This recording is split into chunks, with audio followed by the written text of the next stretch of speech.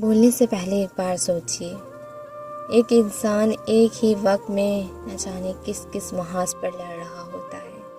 खुद से, हालात से, रवैयों से, लहजों से, अल्फाजों से, अपनों से, अपने अंदर के अंधेरों से, सवालों से और हत्ता कि अपनी माजी की तलखियों से भी, जिससे दिल कभी जुदा नहीं होते।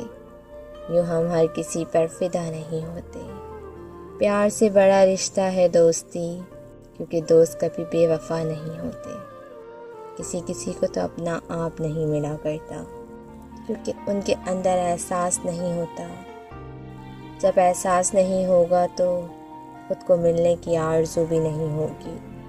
अब सारा मामला तुम पर है। तुम खुद की तलाश करते हो या लोगों के लहजों से टूटना चाहते हो। हम वो नहीं होता जो आंसुओं का सबब बने। अब तो वो होता है जो अंदर ही अंदर आपको खा जाए और दूसरों को कानों कान खबर ना हो।